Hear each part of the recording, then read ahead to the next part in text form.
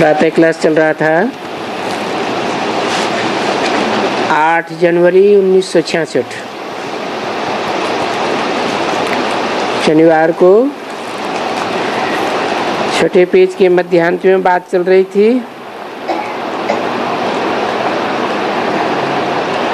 सब झूठ बोलते हैं, गीता का भगवान तो परमपिता परमात्मा शिव है, कृष्ण नहीं है। कृष्ण तो सतयुग के आदि में वैकुंठ का मालिक बना,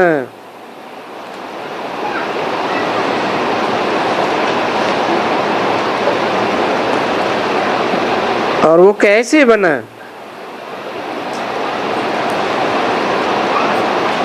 इनको किसने राजाई दी?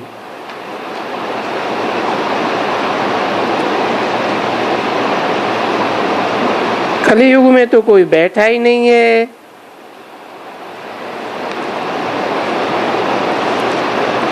राजा ही खलास हो गए, कोई राज्य ही नहीं रहा।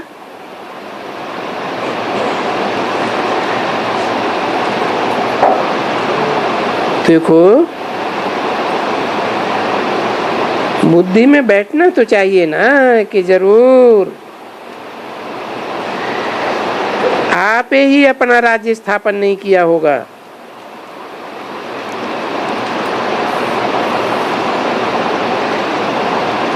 क्योंकि कृष्ण की पूजा तो बच्चे के रूप में होती है।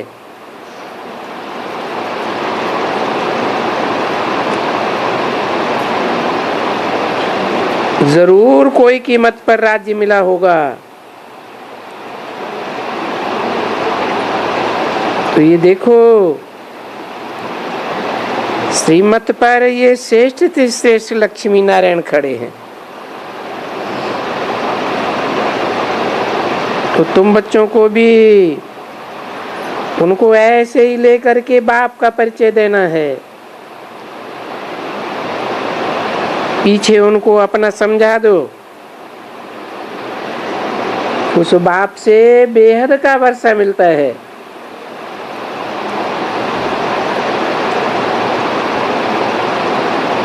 कृष्ण तो सिर्फ सतयुग का मालिक था, बेहद विश्व का मालिक नहीं था।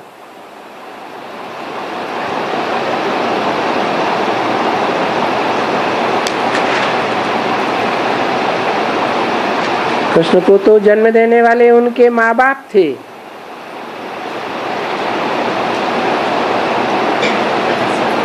जिनको बाप बैठ करके राजयोग सिखलाते हैं।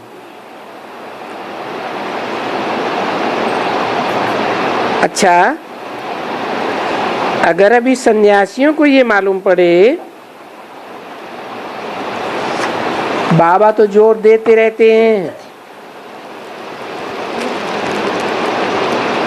कि गीता का भगवान वो भगवान है न कि कृष्ण है।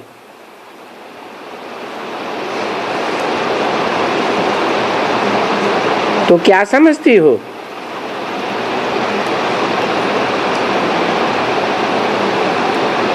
आठ 166 की वाणी का 7वां पेज। जो भी गीता सुनाने वाले होते हैं उनकी क्या हालत होगी?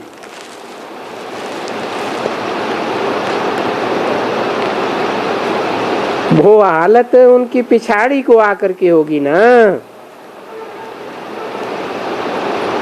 अभी ये बात अगर फैल जावे तो रोला मच जावे। अभी हमारी स्थापना हुई नहीं है।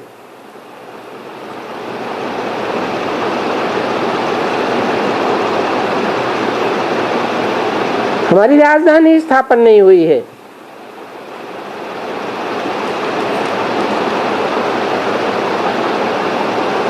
तो बहुत खिटपिट हो जावे, पता नहीं क्या हो जावे। परंतु ये सब होने का नहीं है।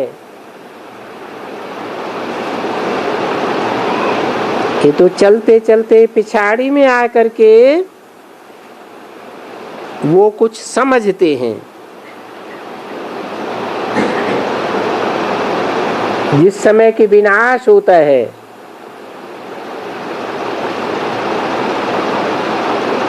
वो अभी कुंभकर्ण की नींद में सोए पड़े हैं।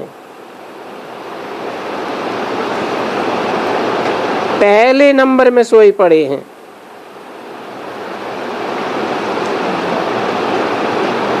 तो वो सन्यासी पिछाड़ी में जागते हैं।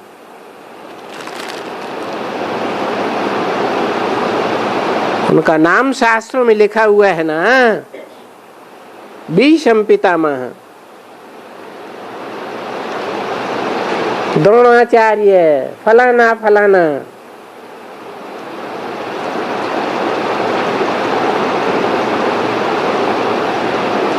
मालूम पड़ जावे कि गीता का भगवान कौन है।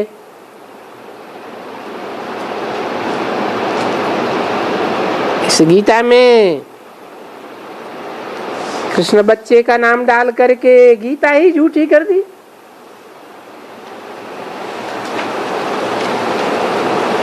जब गीता झूठी तो भागवत झूठा, शास्त्र सब झूठे हो गए। तो देखो हाहाकार मच जाएगा।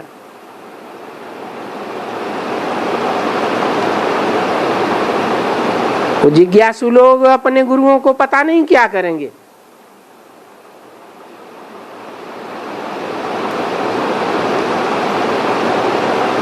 बोलेंगे तुम हमको धोखे में डालते आए हो।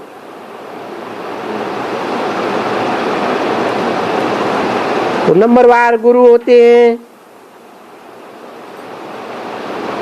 एक दो के बाद गद्दी में बैठते हैं ना, तो विचार आता है कि अगर ये एक बात भी निकल जाए तो एकदम हाहाकार मच जावे।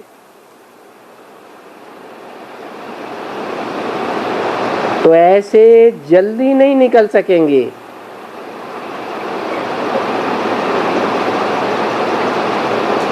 गीता के भगवान का आवाज भी जल्दी नहीं निकल सकेगा। फिर भी पुरुषार्थ तो करना चाहिए ना, रणियां तो मारनी चाहिए ना कि भाई गीता का भगवान कृष्ण नहीं है, गीता का भगवान तो भगवान है। अरे कृष्ण तो देवता है, देवताएं कलाओं में बांधे जाते हैं। राम देवता सो 14 कला संपूर्ण, नारायण 16 कला संपूर्ण, कृष्ण भी 16 कला संपूर्ण, और भगवान 2 कलातीत गाया हुआ है। तो जो कलातीत है वो ही भगवान है।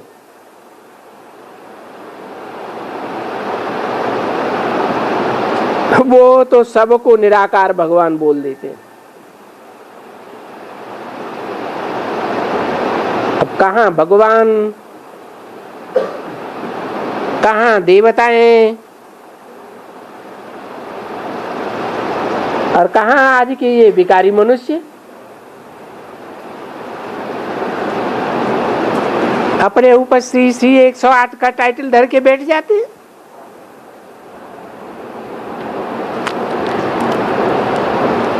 अरे वो ही निराकार पतित पावन है।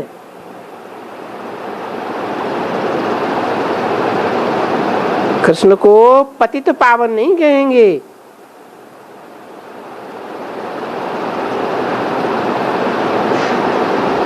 क्योंकि जो निराकार है सदैव निराकारी स्टेज में रहने वाला है, वो ही जन्म मरण के चक्र से न्यारा है।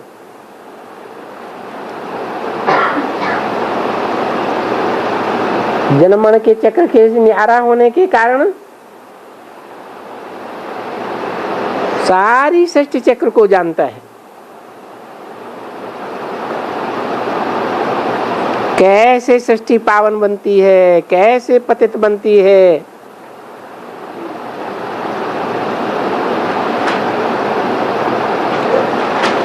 और कृष्ण को तो सब धर्म वाले पूजते भी नहीं हैं।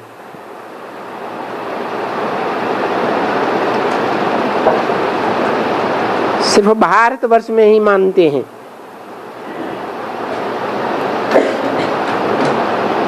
अरे यहाँ भारत में भी तो देखो, दयानंद था,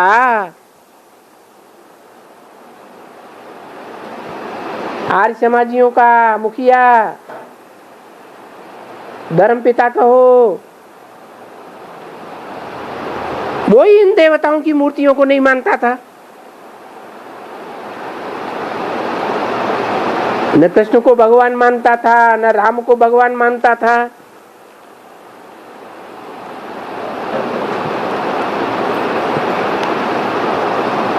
और ये मुसलमान भी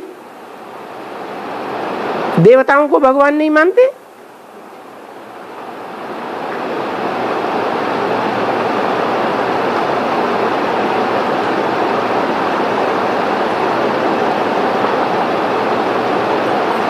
अगर वो मुसलमान या क्रिश्चियंस या ये आर्य समाजी कभी भी शिव का लिंग हाथ लग जाए और पता चल जाए कि ये गीता का भगवान है, उनका ही स्वरूप है, तो कभी भी लिंग को फेंकेगा नहीं। जब उनको पक्का मालूम पड़ जाएगा तो क्या मालूम पड़ जाएगा है, क्या मालूम पड़ जाएगा कि ये लिंग जो है वो उस साकार स्वरूप की यादगार है, उस बड़े रूप की यादगार है। जिस लिंग रूप चिन्ह में वो निराकार ज्योति बिंदु प्रवेश करता है और प्रवेश करके गीता ज्ञान सुनाता है, ऐसे मालूम पड़ जावे तो ऐसे तो गीता में भी लिखा हुआ है, प्रवेश तुम, मैं प्रवेश करने योग्य हूं।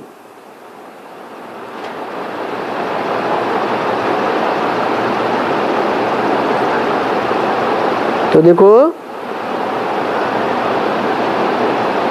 मुसलमान भी परमात्मा को तो मानते हैं ना,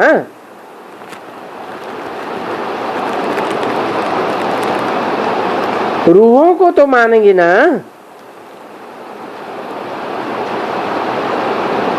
तो देखो ये कितनी समझानी बच्चों को मिलती है, फिर भी बाप कहते हैं उन बच्चों को भी उठाते जाओ।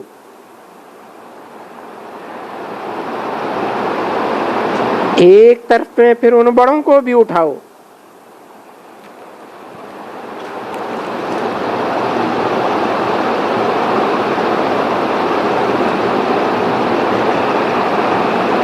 रोको मत, आते रहो, रड़ी मारते रहो उनके सामने। फिर गवर्नमेंट को लिखना चाहिए कि कभी भी ये पंचायती गवर्नमेंट फतेह नहीं पा सकेगी जब तक उस बेहद के बाप को नहीं मानेंगे, नहीं जानेंगे, तब तक ये प्रजा के ऊपर प्रजा का राज्य कभी सफल नहीं हो सकता।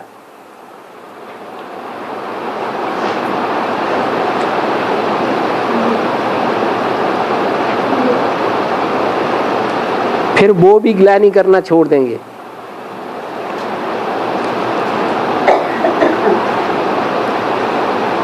देखो पहले हम भी तो ग्लानि करते थे ना।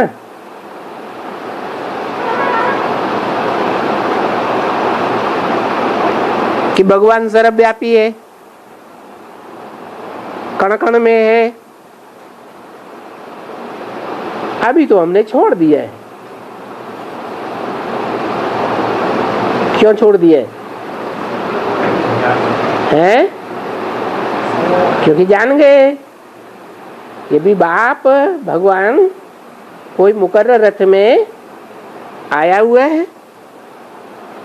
उस बाप से हम मुक्ति, जीवन मुक्ति का, बेहद का वर्षा लेते हैं। क्योंकि बाप ने आकर के सब हमको समझाया है। और लोग कहते हैं कि जो बाप ने तुमको समझाया वो हमको समझाओ। तो देखो हम सभी को समझाते रहते हैं। तो कहाँ भी जाते हैं ये सब दिल्ली में जरूर जाते हैं।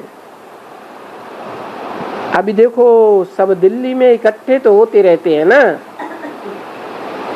कोई बात होगी कहेंगी चलो दिल्ली। अभी शिव जयंती भी आएगी।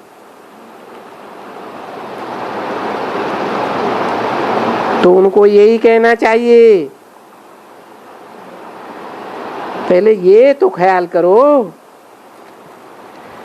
कि शिव जयंती और श्री कृष्ण जयंती और ये गीता जयंती,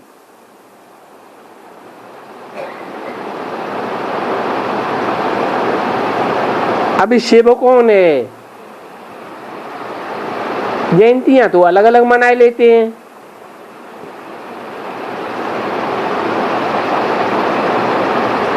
शिव की महाशिवरात्रि क्यों कहते हैं?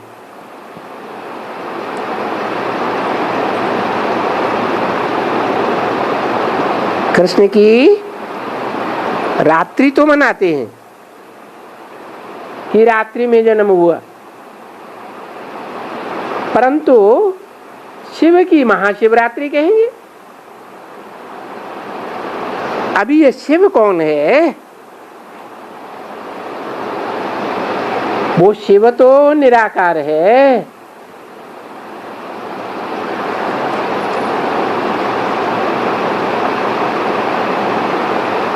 जिसकी जय जयकार होनी है, जिसे जयंती कहा जाता है, वो जयंती साकार की मनाई जाती है या निराकार ज्योति बिंदु की मनाई जाती है?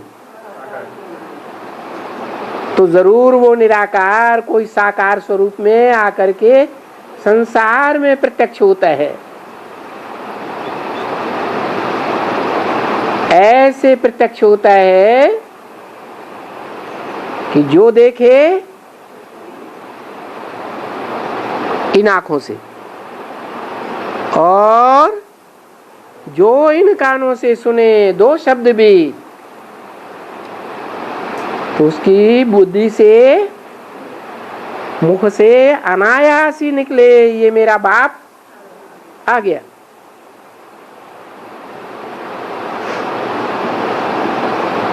तो पूछना पड़े भगवान किसको कहें? साकार को कहें या निराकार को कहें?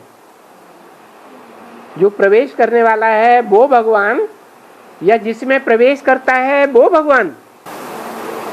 दोनों भगवान, दोनों भगवान है। साकार निराकार दोनों भगवान। जिस साकार स्वरूप में भगवान प्रवेश करता है वो भगवान, या प्रवेश करने वाला भगवान? प्रवेश करने वाला भगवान वो निराकार है। जिसमें प्रवेश किया उसका तो तन है। मूर्तियां बनाई जाती हैं, कहते हैं देव देव महादेव, वो तो देवता है, तो देवता भगवान में फर्क हुआ ना। और साकार तो पुनर्जन्म में आते हैं, जो भी आत्माएं हैं, मनुष्य आत्माएं जन्म मरण के चक्र में आती है ना। और निराकार तो वो भगवान निराकार तो जन्म मरण के चक्र में आता ही नहीं, गर्भ से जन्म लेता ही नहीं। क्यों नहीं लेता? क्योंकि उसके पाप पुण्य का कोई खाता बनता ही नहीं। वो तो त्रिकालदर्शी है, उससे कभी पाप होने की संभावना हो ही नहीं सकती। जिसे पाप और पुण्य बनते हैं उसको जन्म मरण के चक्र में आना पड़ता है। और वो तो इस सृष्टि के चक्कर से दूर है। सृष्टि के चक्कर में जो आता है वो जन्म मरण के चक्र में भी आता है। तो साकार पुनर्जन्म में आते हैं। वो निराकार जो साकार में प्रवेश करता है वो तो पुनर्जन्म रहित है, जन्म मरण के चक्र में आता ही नहीं है। तो बताओ भगवान किसको कहा जाए? जन्म मरण के चक्र में आने वाले को भगवान कहा जाए कि जो जन्म मरण के चक्र से न्यारा है वो भगवान है। त्रिकालदर्शी कौन हो सकता है? जन्म मरण के चक्र में आने वालों को तो सब भूल जाता है, पूर्व जन्म का याद रहता है किसी को? नहीं। वो एक निराकार भगवान ही है जो जन्म मरण के चक्र में न आने के कारण त्रिकालदर्शी है।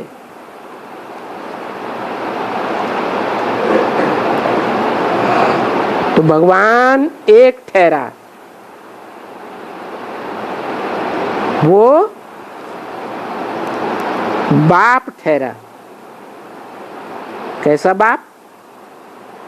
बेहद का बाप। कृष्ण को कोई बेहद का बाप कहेंगे? भारतवासी जो हिंदू धर्म के लोग हैं वो कहते हैं कि कृष्ण भगवान। मुसलमान और क्रिश्चियंस क्या कृष्ण को बाप मानेंगे? नहीं मानेंगे। भगवान तो सबका बाप है। तो भगवान वाच जो गीता में है वो अभी कौन ठहरा? गीता में जो भगवान कृष्ण का नाम डाल दिया है वो साकार कृष्ण जन्म मरण के चक्र में आने वाला। कृष्ण ने जन्म तो लिया ना। किससे जन्म लिया है? अरे वसुदेव और देवकी से जन्म लिया ना। तो जो जन्म लेने वाला है शरीर छोड़ता भी है तो वो भगवान कैसे हो सकता है? ये बात तो बहुत समझानी है। क्या कि भगवान जन्म मरण के चक्र में नहीं आता है क्योंकि वो तो त्रिकालदर्शी है। ये है तो रिलीजियस माइंडेड। ये शास्त्र जो भी है वो भी रिलीजियस माइंडेड है, परंतु वो नेहरू नहीं है। क्या है? Religious mind. और ये रिलीजियस माइंडेड है। कुछ और बड़े बड़े भी हैं। तो क्या ये सब किसको किसको पकड़े? कोई बड़े को पकड़ना चाहिए जिसका कुछ आवाज भी हो। तो बाबा कभी कभी कहते हैं जाओ, पिलानी है ना। क्योंकि इस समय में ये जो बिरला लोग हैं ये बड़े साहूकार हैं, बड़े पैसे वाले हैं, बात मत पूछो। और ये रहते हैं पिलानी में।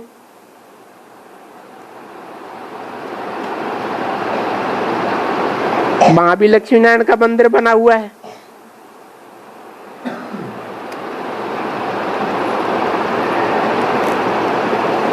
बाबा बीच में कहते थे कि लक्ष्मी नारायण का फर्स्ट क्लास एक चित्र जिसमें ये लिखत भी हो, कृष्ण भी नीचे हो, ये जाकर के वहां पिलानी में प्रदर्शनी करें। नीचे कृष्ण, ऊपर लक्ष्मी नारायण।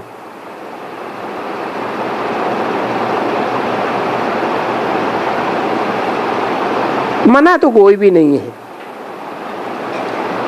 कहां भी प्रदर्शन करें, वहां उनको समझावे भी और उन लोगों को बैठ करके नॉलेज भी देवे। तो वहां भी आवे, कोई समझे कि ये सब बेचारे धोखे में फंसे हुए हैं। लक्ष्मी नारायण के मंदिर तो बनाते हैं, वहां भाषण तो कर सकते हैं, परंतु जैसे गुड़ियां बनाते हैं ऐसे बनाते रहते हैं। जैसे छोटे छोटे बच्चे गुड़ियां बनाते रहते हैं, अर्थ तो कुछ समझते नहीं है। ये चित्र भी तो पुराने हो जाते हैं, फिर नए बनाते हैं। अभी इनके ऑक्यूपेशन का पता नहीं है। किनके? जिन्हें लक्ष्मी नारायण के मंदिर बनाते रहते हैं, मूर्तियां बनाते रहते हैं, इनके ऑक्यूपेशन, इनका धंधा क्या था, इन्होंने क्या किया, क्यों इतने बड़े बड़े मंदिर बनाते हैं, भव्य मंदिर? ऑक्यूपेशन का पता ही नहीं है।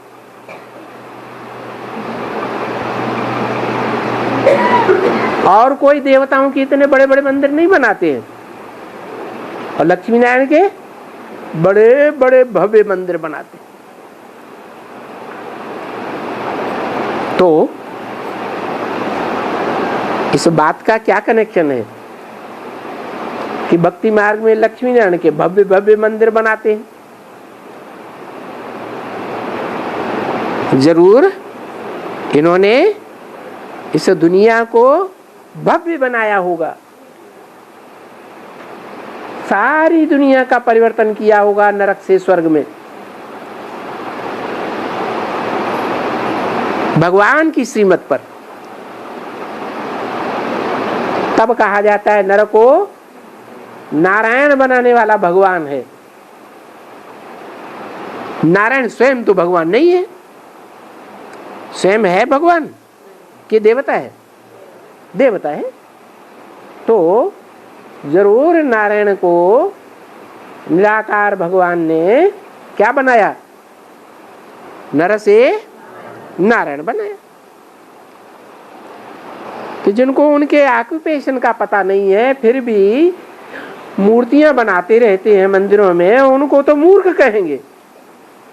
जब जानते ही नहीं हो तो इनकी मूर्तियां क्यों बनाते जाते? यानी मंदिर उन्हें लक्ष्मी नारायण का बनाते हैं जिनकी बायोग्राफी का कोई भी पता नहीं है कि ये कब आए थे, इन्हें लक्ष्मी नारायण ने विश्व की बादशाही कैसे ली।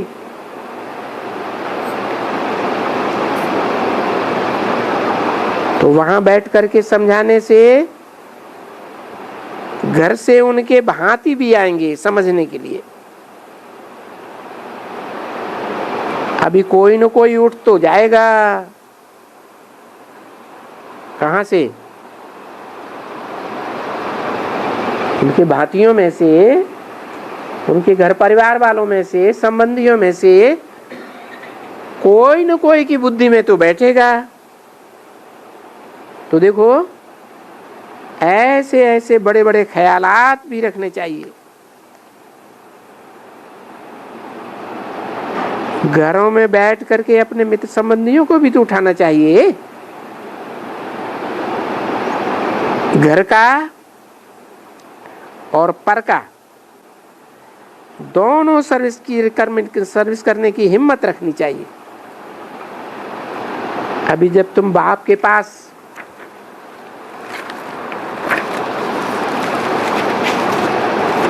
आए हो, बाप के पास तुमने जन्म लिया है, बाबा के बने हो, तो ये सर्विस करनी चाहिए।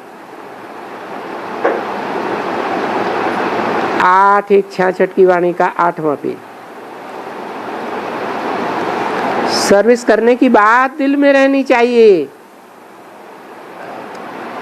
बाकी जो पुराने संस्कार हैं, गंदे, डर्टी, एकदम जानवरों जैसे संस्कार, जिन संस्कारों में पाप ही पाप होता है और तो कुछ बिल्कुल होता ही नहीं। किन संस्कारों की बात की है? क्या पुराने संस्कार? बाबा का इशारा किस तरफ है? बाबा का इशारा है विकार में जाने का।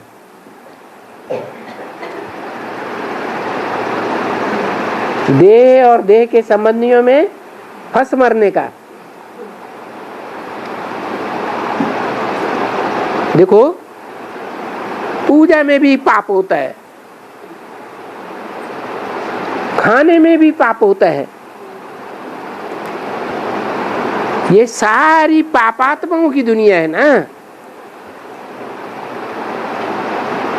तो इतना पाप किया है, अब जब बाप से पुण्यात्मा बनते हैं तो उनकी मत पर चलना चाहिए,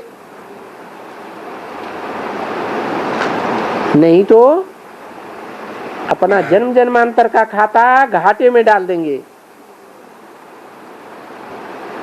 और फिर पीछे बहुत पछताएंगे जब रिजल्ट निकलेगा। हाय हाय करेंगे कि बाप दादा। यहाँ तो दोनों ही है ना। कौन दोनों? बाप भी है, साकार में ही है कि निराकार में भी है? हैं? बाप जब कहें कि साकार में भी है तो वो मनुष्य आत्माओं का बाप है ना यहाँ। और दादा जो इस सृष्टि का पहला बच्चा है, कौन है? कृष्ण, वो भी यहाँ मौजूद है। जो बड़ा बच्चा होता है तो दादा कहा जाता है ना, है? तो दादा भी है और दादा को जन्म देने वाला बाप भी है।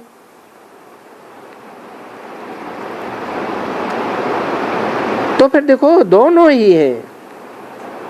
और ये हमको कितना समझाते हैं, पाप तो बिल्कुल नहीं करो,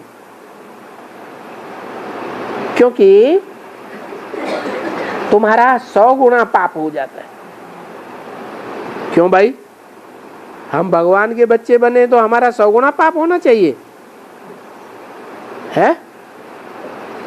दुनिया वालों का 1 गुना पाप बनता है पाप करने से, और हमारा 100 गुना क्यों है? क्योंकि हमको तो ज्ञान है और दुनिया वालों को तो ज्ञान ही नहीं है। वो तो जैसे एक छोटे बच्चे हैं, जैसे छोटे बच्चों से कुछ पाप हो जाता है तो वो पाप में गिना जाता है क्या? नहीं, वो तो छोटा बच्चा है, इतनी अकल ही नहीं है। तो तुम्हारा तो 100 गुना पाप हो जाता है। आगे चल करके तुम्हारी बहुत दिल खाएगी। जब बहुत साक्षात्कार होंगे, क्योंकि बाप कहते हैं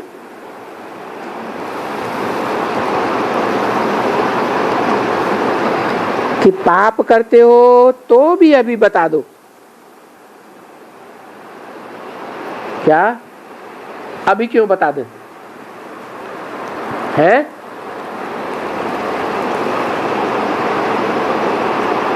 जब गले तक आ जाएगा तब बताएंगे? नहीं, अभी बतावेंगे तो पाप मल्टीफाई नहीं होगा, नहीं तो पाप वृद्धि को पाता रहेगा। जैसे कोई से लोन लेते हैं तो लोन का पैसा वृद्धि को पाता रहता है ना, ऐसे पाप भी वृद्धि को पाता रहेगा। क्योंकि बाप कहते हैं कि पाप करते हो तो जरूर अभी बता दो, नहीं तो बिल्कुल जोर से मल्टीप्लिकेशन होगा।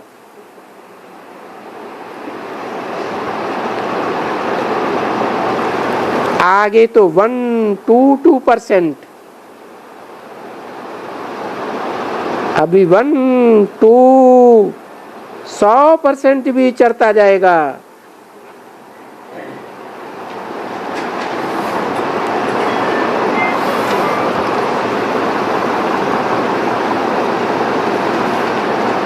फिर बहुत बहुत पछताएगा, बहुत दुखी होगा, बहुत सजाएं खाएंगे। इसलिए बाबा कहते रहते हैं दिल में जो कुछ भी पाप किया हुआ हो दिल में खाता रहता तो है ना।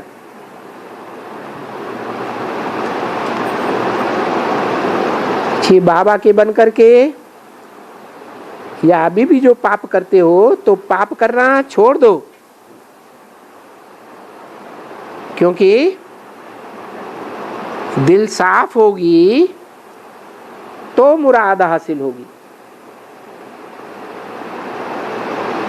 अगर बाप के सामने दिल साफ नहीं रखे, कुछ छुपा के रखा, तो जन्म जन्मांतर की मुरादें हासिल नहीं होने वाली हैं। दिल में शैतानी होगी तो कभी भी मुरादें हासिल नहीं हो सकेंगी। शैतानी माना ही तुम बाप के नहीं बने हो, रावण के बने हो।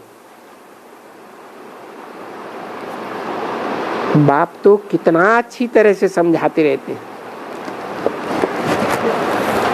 तो समझ करके सर्विस में भी लग जाना चाहिए। यहाँ हमारे बच्चों को कोई धंधा धोरी तो है नहीं। कहाँ? क्या कहा है? कौन से बच्चों को? यहाँ हमारे बच्चों को कोई धंधा धोरी तो है नहीं। यहाँ माने कहाँ? लौकिक में। लौकिक में धंधा धोरी नहीं है, है? संगम युग में धंधा धोरी नहीं करते। अरे पेट के धंधे करते नहीं, नहीं करते। करते फिर झूठ क्यों बोलते? बाबा ने क्या कहा वो तो समझो, हैं? क्या कहा? यहाँ हमारे बच्चों को क्या कहा? और धर्म वाले जो हैं, और धर्मों में कन्वर्ट होने वाले, उनकी बात नहीं कर रहे। जो हमारे बच्चे हैं उनको कोई धंधा धोरी तो है नहीं। उनका तो धंधा ही है सर्विस। क्या कहा? तो किन किन बच्चों की बात हो रही है? पीछे जो सर्विस कर सके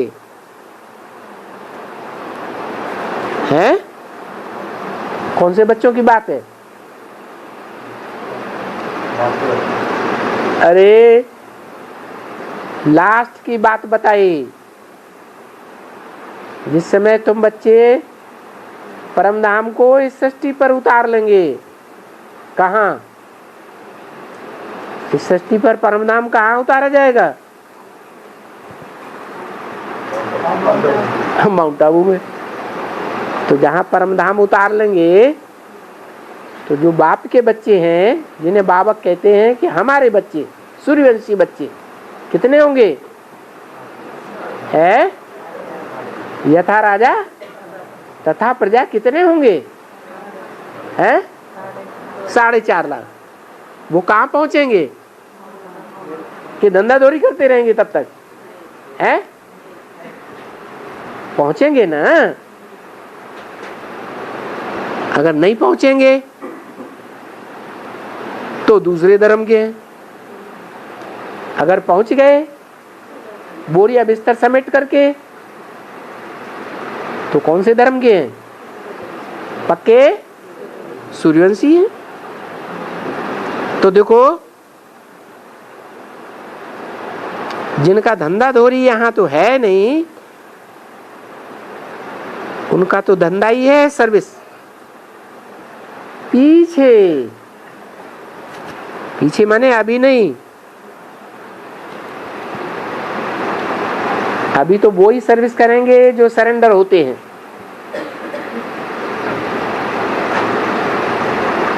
पीछे प्रजा पीछे प्रत्यक्ष होगी, या राज परिवार वाले बाद में प्रत्यक्ष होंगे? कौन प्रत्यक्ष होंगे? या राजाएं प्रत्यक्ष होंगे पहले बाद में? या महाराजाएं बनने वाले पहले प्रत्यक्ष बाद में प्रत्यक्ष होंगे? बाद में कौन कौन प्रत्यक्ष होंगे? पहले कौन प्रत्यक्ष होंगे?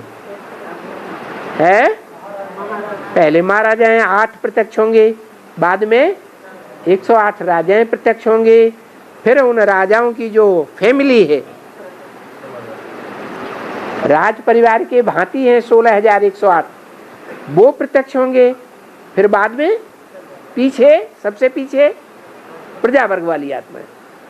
तो बोला पीछे जो सर्विस कर सके उनका तो धंधा ही है, जो बाप का धंधा, 100 बच्चों का धंधा। माउंट आबू में बैठ के क्या सर्विस करेंगे? है वहां तो जो आएंगे वो सारे श्रद्धा विश्वास वाले ही आने लगेंगे, तो उनको सुनाएंगे ना कुछ, है उनको बाबा का ज्ञान बताएंगे ना? नहीं बताएंगे। यज्ञ के लिए जितना करेंगे सच्चाई से करेंगे, छोटी सेवा करें, मोटी सेवा करें, हल्की करें, पर सच्चाई से करें। उनमें कोई भी दिल में गंदगी नहीं होनी चाहिए। कोई भी गंदगी होगी तो बहुत गंदा कर देगी, बिल्कुल ताजा नहीं रहने देगी, बासी बनाए देगी।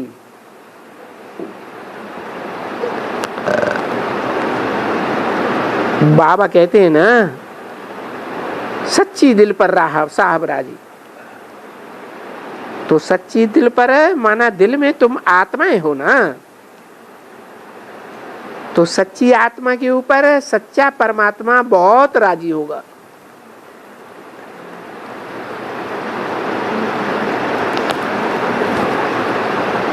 और ये तो अज्ञान काल में भी ऐसे ही होता है। क्या है? अज्ञान काल में कहां परमात्मा होता है?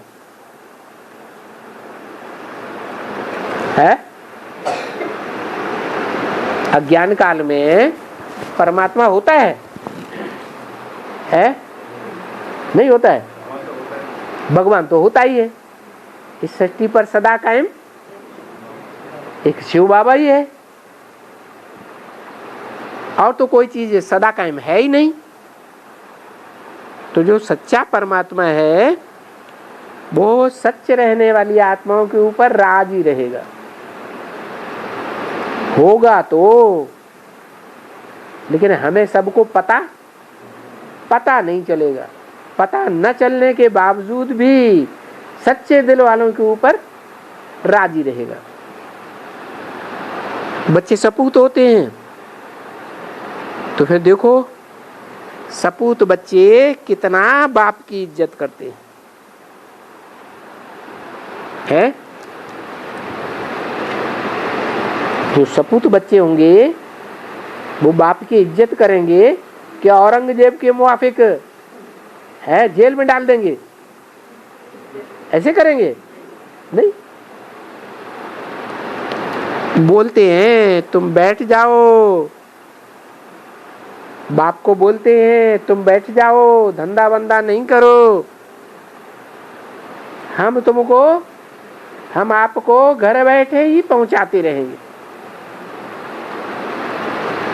आपको कोई तकलीफ करने की दरकार नहीं है। देखो ऐसे भी बच्चे होते हैं ना। अरे कोई तो ऐसे भी बच्चे होते हैं जो बाप को भी मार डालते हैं। इस ड्रामा में ऐसे बच्चे भी हैं, सारी उनकी मिल्कियत ले लेते हैं। बाप को मार दिया और मिल्कियत अपने हाथ में ले ली। मैंने बहुत ऐसे दृष्टांत बताए हैं कि पैसे के ऊपर लड़कर भाई भाई को मार देते हैं, फलाने को मार देते हैं। अरे ऐसी बातें तो अखबारों में बहुत पढ़ती रहती है।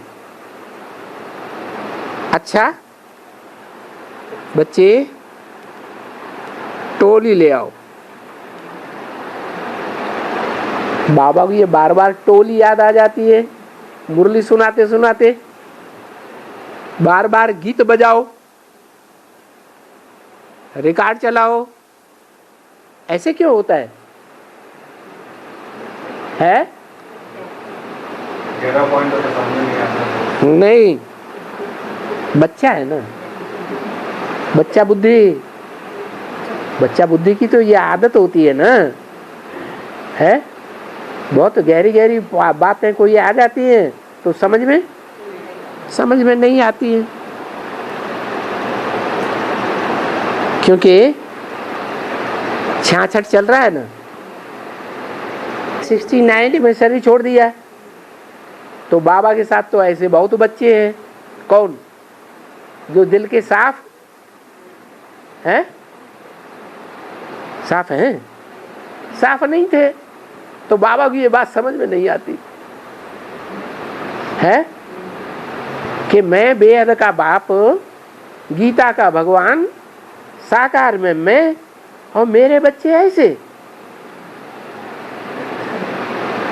तो बाबा को जब बात समझ में नहीं आई तो टोली याद। अच्छा टोली लाओ, मुंह मीठा करें।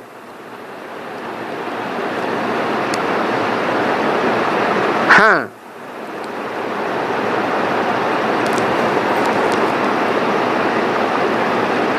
मैं बोला खर्ची दो तो देखो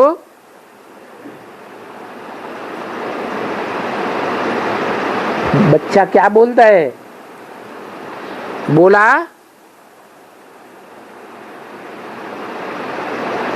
पढ़ने जाओ। बाप ने बोला पढ़ने जाओ तो तुम्हें खर्ची दे। मैं बोला नहीं,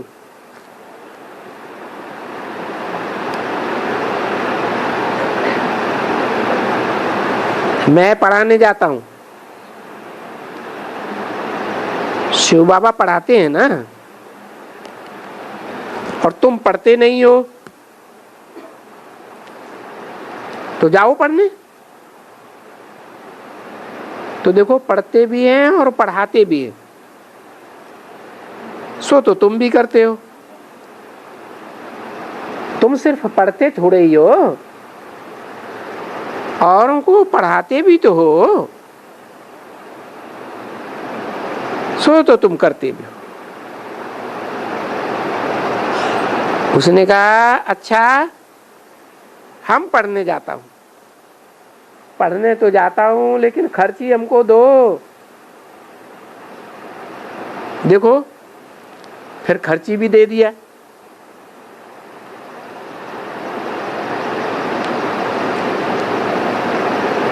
अच्छा, मीठे मीठे सिकिल दे बच्चे।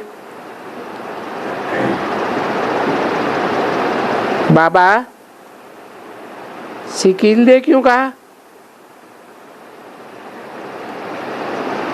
बड़े बड़े सिख से मिले थे क्या? सिकिल दे क्या गुम हो गए थे? हाँ बच्चे, तुम ठीक 5000 वर्ष पहले गुम हो गए थे, अभी फिर से आकर के मिले हो। और ऐसे हर 5000 वर्ष बाद तुमको मिलते हैं वर्षा देने के लिए, क्योंकि ये रावण तुम भारतवासियों का वर्षा छीन लेता है। क्योंकि भारतवासी ही तो स्वर्ग के भारतवासी, जो स्वर्ग के भारतवासी थे वो ही नरक के भारतवासी बने। और कोई खंड वालों को स्वर्गवासी नरकवासी कभी नहीं कहेंगे। कहेंगे? हैं? क्यों नहीं कहेंगे? हैं? क्योंकि और जो धर्मखंड हैं, और जो धर्मखंड हैं, चाहे अमेरिका हो, चाहे यूरोप हो, ऑस्ट्रेलिया हो, वो जब प्रत्यक्ष होते हैं तो उनमें नरक ही होता है, कलयुग ही होता है। और तुम जो भारतवासी हो, वो भारत तो पुराना खंड है, वहां तो स्वर्ग भी था। तो और धर्म वाले नहीं कह सकते, कोई भी दूसरे धर्म को सिर्फ सिवाय आदि सनातन देवी देवता धर्म के और कोई को नहीं कह सकते। भले वो लोग समझते हैं कि मनुष्य बहिष्त में जाते हैं। हाँ भाई, गार्डन ऑफ अल्लाह कहते हैं, खुदा का बगीचा कहते हैं, परंतु जो कहने वाले मुसलमान हैं वो कोई आते थोड़े ही हैं, जानते हैं कि खुदा बहिष्त स्थापन करते हैं, परंतु वहां रहते कौन हैं वो तो किसी को मालूम ही नहीं। अरे इनको भी मालूम नहीं है। किनको? जो बहिष्त में रहते हैं, स्वर्ग में रहते हैं, अभी मालूम पड़ता है कि वाह, ये भारत ही स्वर्ग बनता है। और हम जो स्वर्ग में रहते हैं